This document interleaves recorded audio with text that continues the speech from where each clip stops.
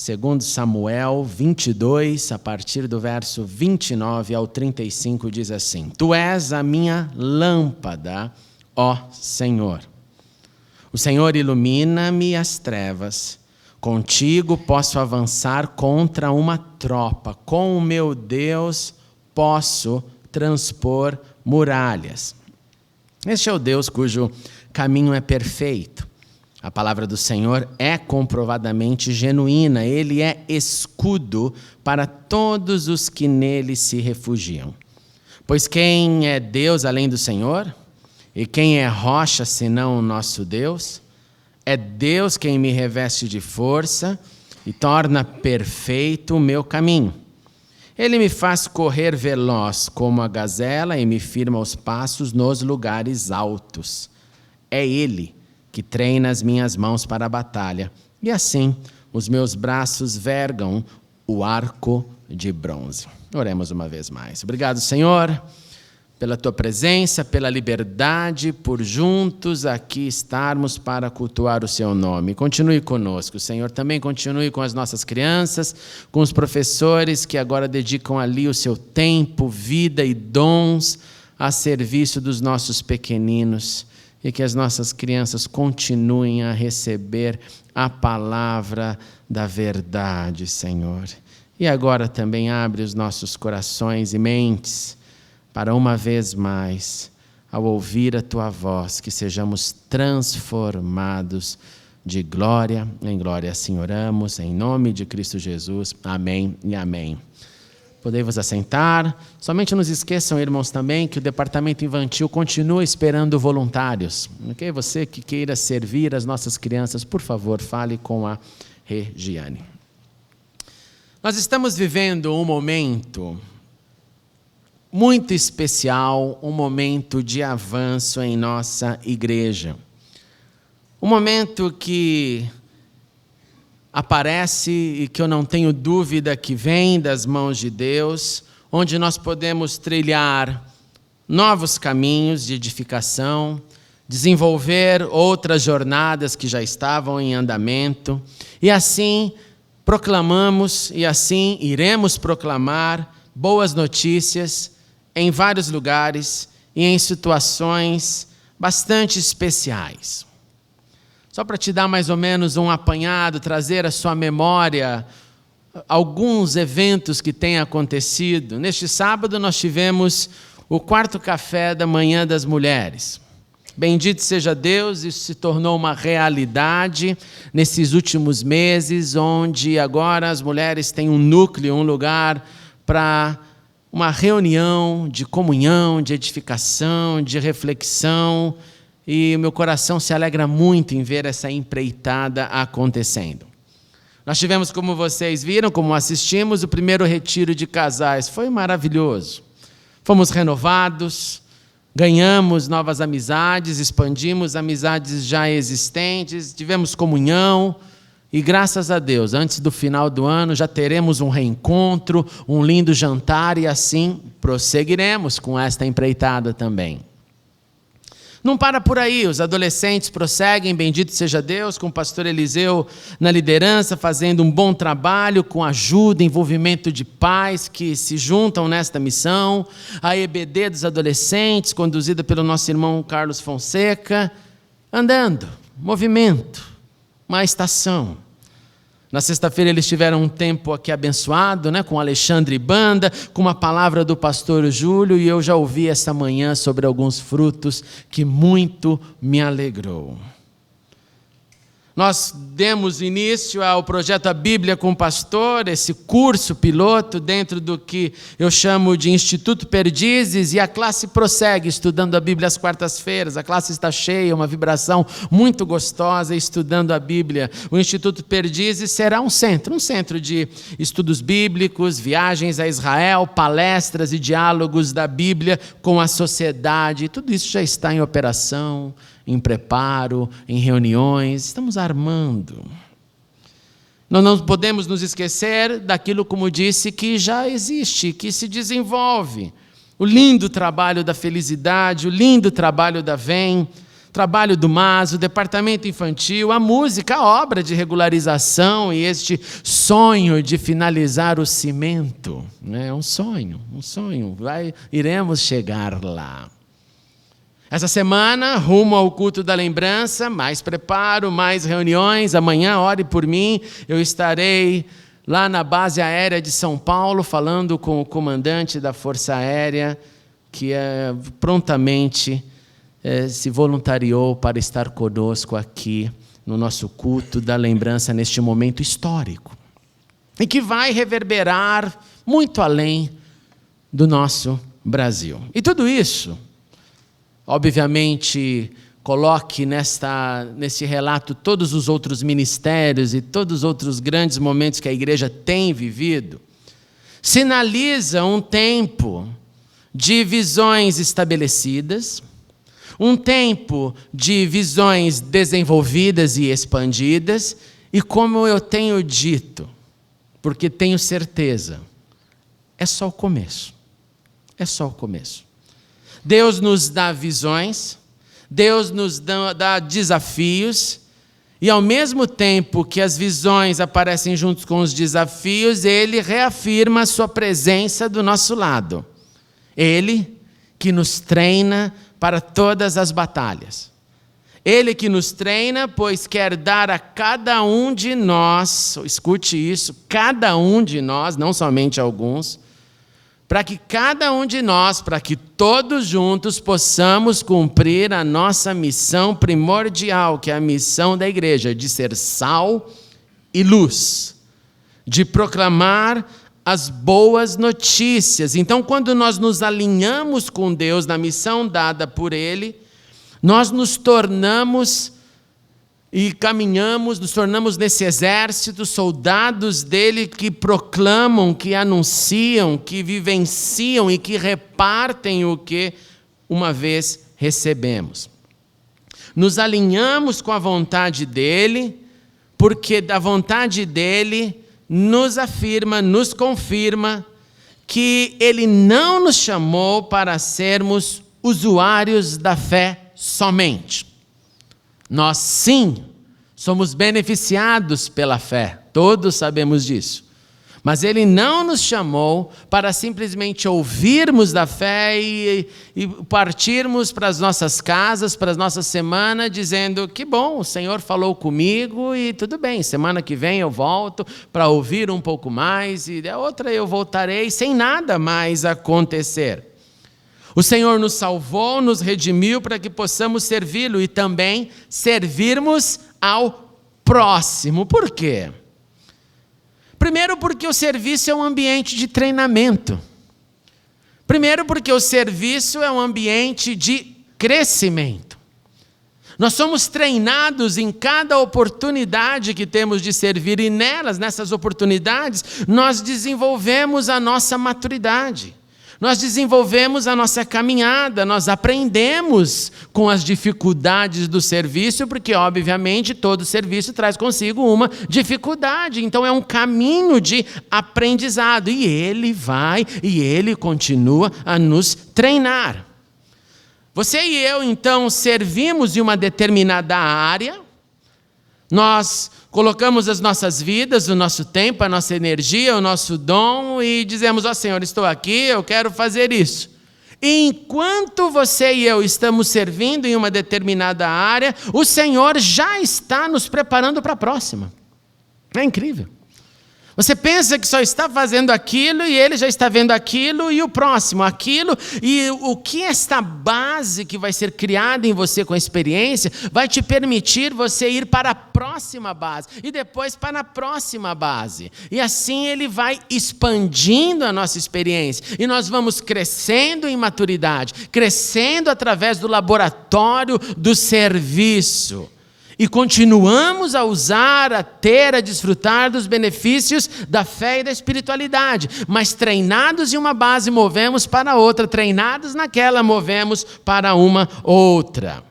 Esse laboratório do serviço nos permite servir e crescer. Nos permite também, graças a Deus por isso, errar para acertar. Nos permite ver, visualizar discernir para executar. E quando a igreja entende isso, mais ela serve, mais ela enxerga, mais ela vê, mais ela deslumbra, e Deus mais nos treina, e consequentemente, maior a nossa alegria, maior o nosso crescimento, maior o nosso impacto. O contrário disso é uma fé que só quer ouvir. O contrário disso é uma fé que só quer adquirir informação. E por incrível que possa parecer, geralmente, quando nós simplesmente desenvolvemos esta área, que é a área do ouvir e do adquirir conhecimento, geralmente nós passamos a ser seres, indivíduos que se tornam profissionais da reclamação do que ainda não foi feito. Nos tornamos teóricos, nos tornamos acusadores. Não fazemos, mas acusamos.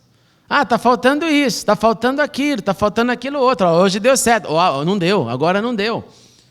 Porque vai acumulando palavras que não viram experiência, não viram prática, e isso é terrível, terrível. Por isso eu quero te encorajar nesta noite a ver além, ou pelo menos abrir o seu coração para iniciar um processo de enxergar além. Pois Deus quer te treinar para as batalhas do hoje e para as próximas batalhas. Você foi salvo para servir. E ele fez isso com Davi. E o trecho que lemos nos remete a uma expressão de louvor de Davi, a um cântico, uma oração, diante da derrota de seus inimigos. Davi estava na sua caminhada, em grandes e muitas lutas que ele passou.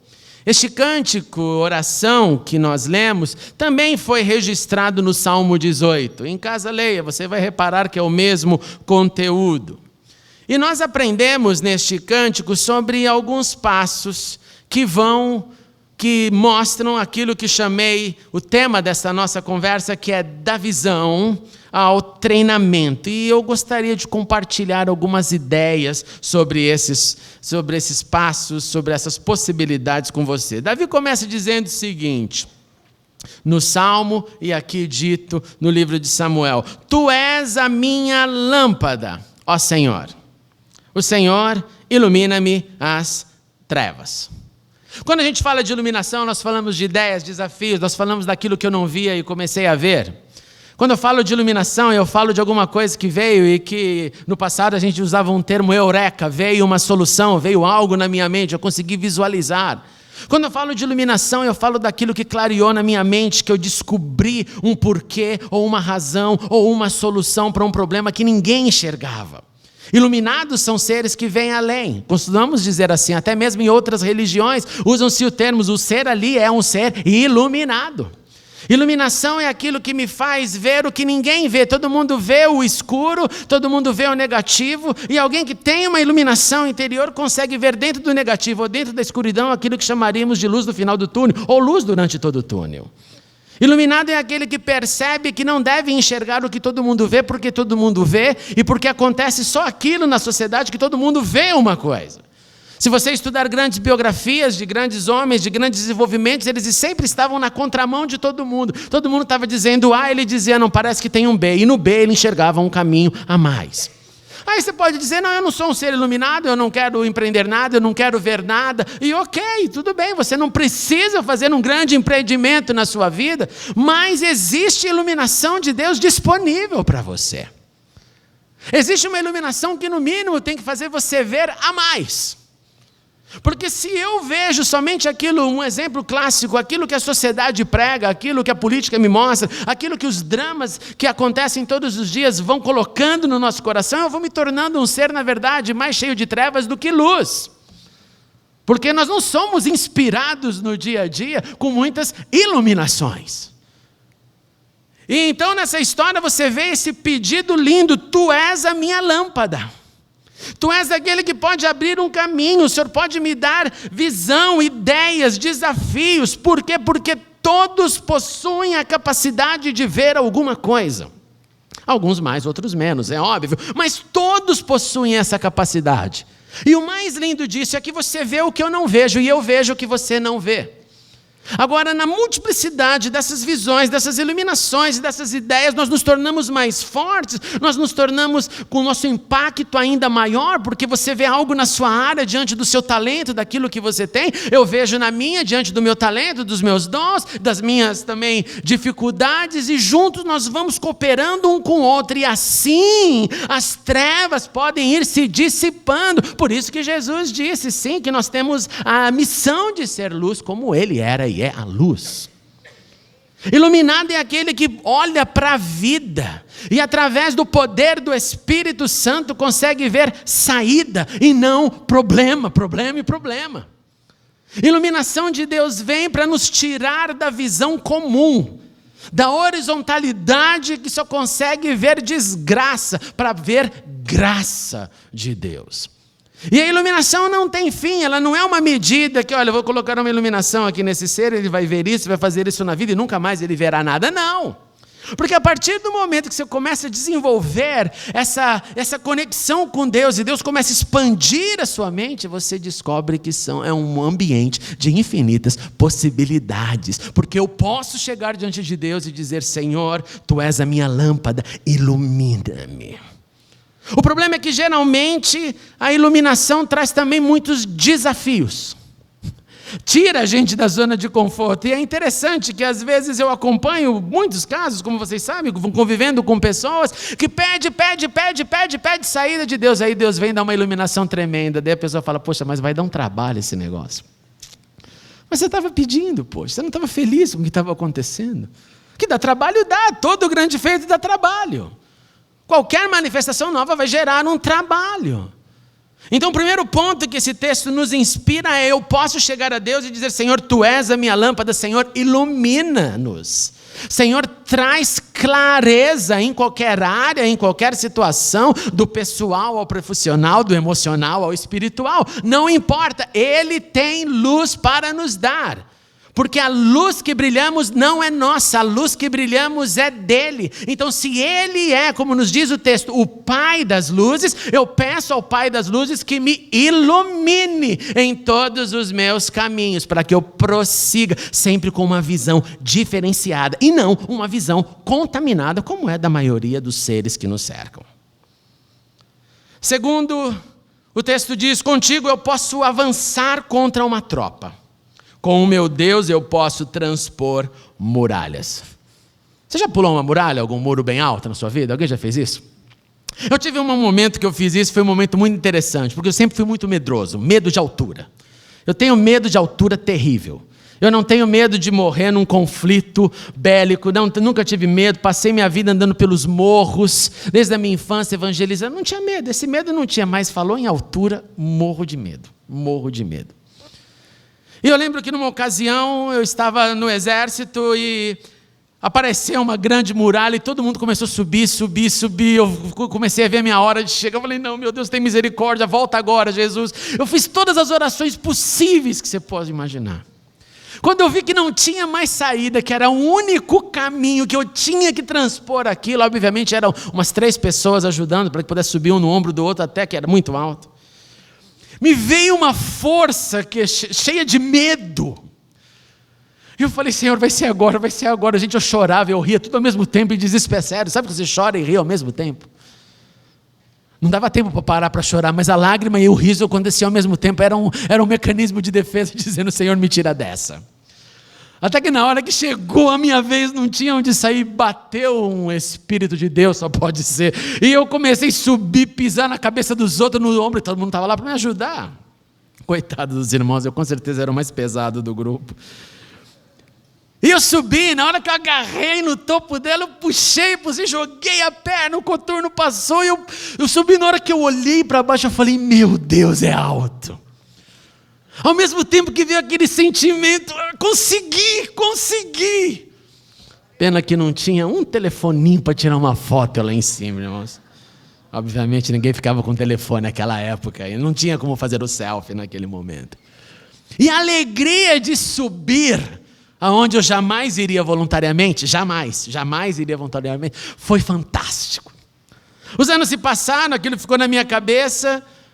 O ano passado, 2 anos atrás, antes de vir para cá, 2 anos não, em julho do ano passado, exatamente, um pouco antes de vir ao Brasil, eu estava de novo em Israel, num outro momento, cheguei para Sicília, nós estávamos lá nas cavernas de Qumran, onde foram achados os manuscritos do Mar Morto. Eu falei, Cecília, eu vou para essa caverna. Ela ficou sentada lá na sombra, me olhando, falou, vai com Deus.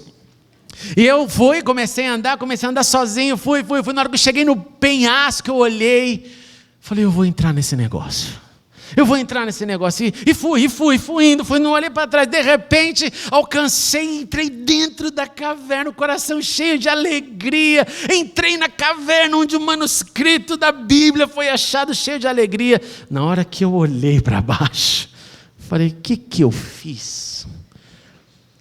Que maluquice é essa? Não dei glória a Deus na hora não. Na hora eu quase chorei. Eu falei, meu Deus, o que eu fiz? E agora para eu descer, gente, fiquei lá sentadinho, bonitinho, orei e fiquei calminho. Aí eu comecei a me controlar, porque as emoções começam a borbulhar. Você fala, e agora? Agora eu não vou descer. Eu já imaginei o resgate tendo que ir lá me buscar de helicóptero. Já comecei a imaginar tudo. As emoções começam. Não vai dar, porque você fez isso, é maluca. E daí eu...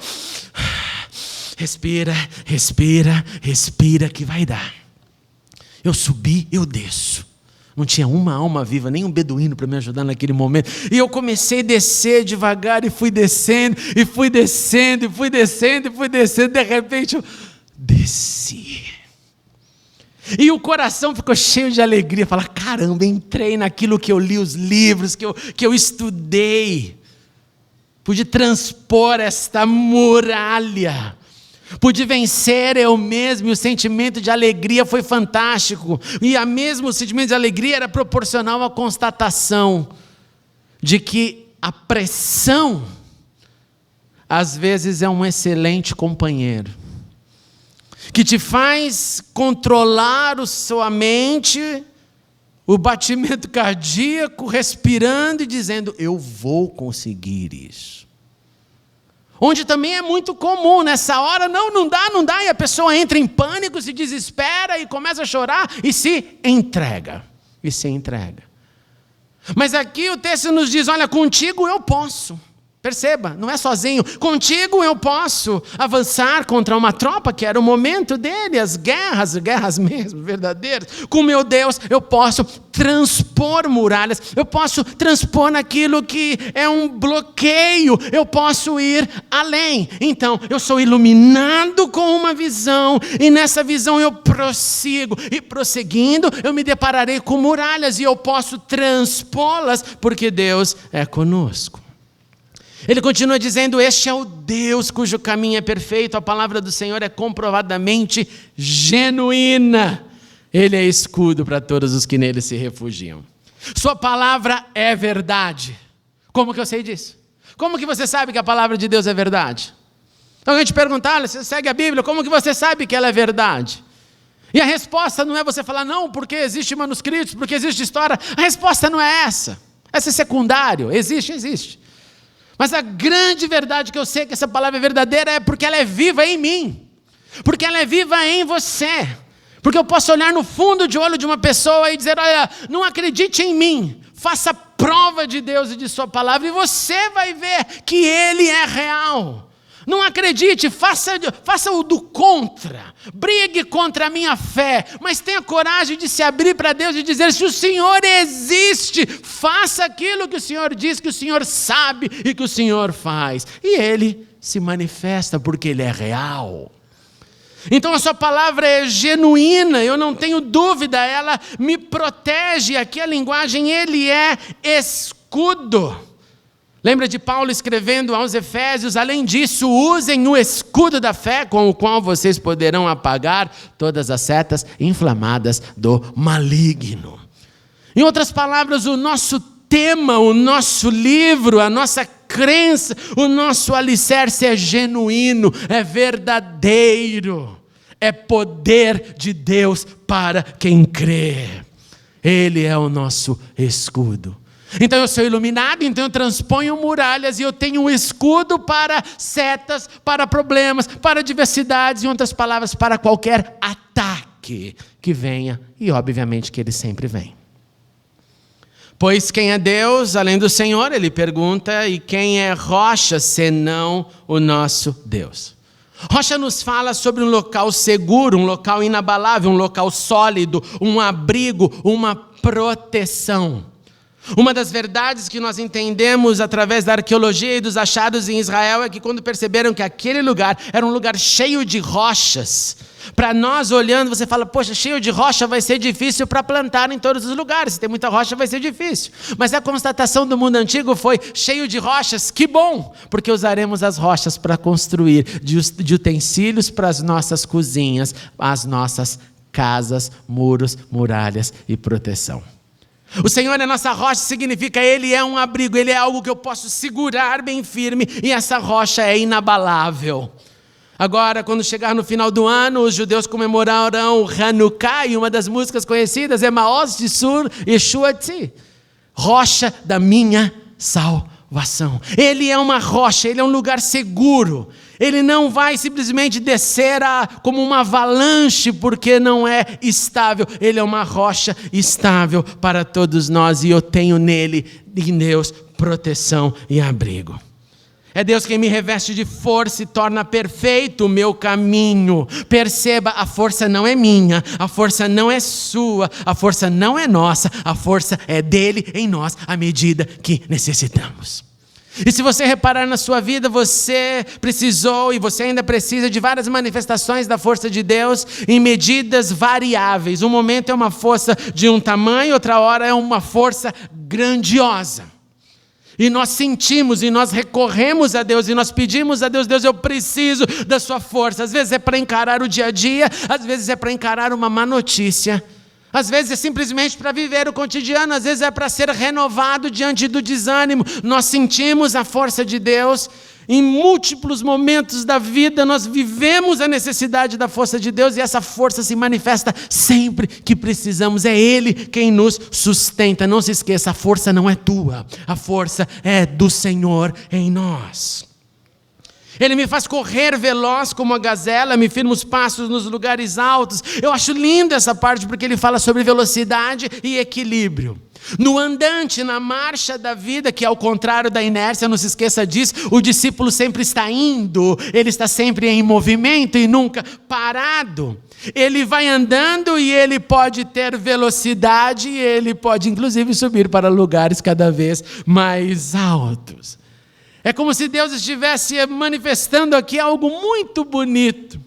O contrário, às vezes, é o que queremos. Não, eu quero ficar mais devagar. Existe, inclusive, uma poesia linda que diz isso. Ando devagar, porque já tive... vocês ouvem música do mundo, né? Eu também. Velocidade e equilíbrio nos fala sobre andar, caminhar, correr, ter vibração. É passar a linha da São Silvestre dizendo venci. Movimento, porque a própria ciência repete isso o tempo inteiro. A vida está no movimento. E vem essa parte linda, essa comparação linda de animal que corre veloz, de passos que são firmados em lugares altos, e uma voz aqui, um cântico, uma oração dizendo, Senhor, se eu posso então ter essa velocidade, me dê. Senhor, se eu posso subir em lugares mais altos, permita-me que assim eu faça. É Ele que treina as minhas mãos para a batalha, e assim os meus braços vergam o arco de bronze.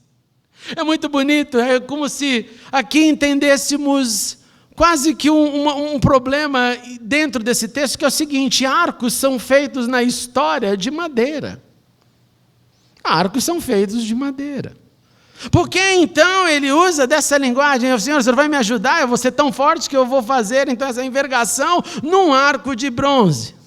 Significa, Senhor, o Senhor vai me dar uma capacitação ainda além do que eu preciso, porque eu não vou construir um arco de bronze para atirar, porque ele vai ser mais pesado, mais difícil de acertar a mira. Mas sim, Senhor, o Senhor pode me dar o a mais que eu preciso. O Senhor pode superar as minhas limitações. O Senhor pode me dar mais capacidade. O Senhor me ajudará a fazer mais e não menos. Da madeira ao bronze. O Senhor comigo estará me treinando, como disse, treinando numa base onde estou operando, já me preparando para a próxima base, e dessa próxima base me preparando para a próxima base, porque Ele nos salvou para servirmos o seu nome. Ele é o nosso treinador, Ele é o nosso general, Ele é o nosso Senhor. O Senhor nos salvou, o Senhor nos redimiu, o Senhor quer nos ver crescer mais e mais em seu serviço. E a caminhada da espiritualidade deve então ser manifestada. Guarde isso que você já sabe, mas escute uma vez mais, na manifestação de fé e de obras. O convite que eu faço ao que estão iniciando a sua caminhada da fé, nesse momento, analisando teoria e prática, é: guarde no coração, a caminhada da espiritualidade é a manifestação daquilo que eu aprendo com aquilo que eu faço, e não daquilo que eu aprendo e guardo e levo na bolsa para casa. Não importa a sua idade, não importa a sua experiência, não importa o que passou, porque também não devemos viver somente daquilo que fizemos. Não devemos viver somente das batalhas que vencemos ou perdemos lá no passado. Existe uma hoje. Porque se você desfruta do fôlego da vida, há chances para crescer um pouco mais. Há chances para ver um pouco mais e executar mais. Há chances para crescer na visão e no treinamento de Deus, ver muralhas sendo transpostas. À medida que fazemos isso, à medida que vivenciamos isso, nós também fazemos Deus mais conhecido. Servir a Deus, portanto, é a melhor forma de conhecê-lo, pois é quando vivemos o que aprendemos a viver com Ele. Deus te colocou nessa igreja, nesta estação, para que juntos eu e você e os demais irmãos todos, Ele nos colocou juntos para que pudéssemos servi-lo e assim crescermos juntos no conhecimento do seu amor por nós e no conhecimento e no compartilhar do amor dele para o próximo. Ele quer potencializar a sua visão. Guarde isso no teu coração. Ele quer fazer você mais, mesmo você que acha que já vê o suficiente. Ele quer te iluminar ainda mais. Só depende de você dizer: Senhor, ilumina os meus caminhos, deixe-me ver além. Ele quer também continuar te treinando. E assim, juntos com Davi, poderemos cantar os nossos salmos. Eu te amo, ó Senhor, minha força. O Senhor é a minha rocha, a minha fortaleza e o meu libertador. O meu Deus e o meu rochedo, em quem me refugio. Ele é o meu escudo e o poder que me salva, a minha torre alta. Aleluia. Clamo ao Senhor que é digno de louvor e estou salvo dos meus inimigos. As cordas da morte me enredaram, as torrentes da destruição me surpreenderam, as cordas do Sheol me envolveram, os laços da morte me alcançaram. E na minha aflição clamei ao Senhor, gritei por socorro ao meu Deus. Do seu templo Ele ouviu a minha voz. O meu grito chegou à sua presença, aos seus ouvidos. Concluo te perguntando, como também pergunto ao meu coração: qual é a sua parte? Qual é a sua visão? E com muita alegria eu te digo: bem-vindo ao treinamento, e repito, é só o começo. É só o começo.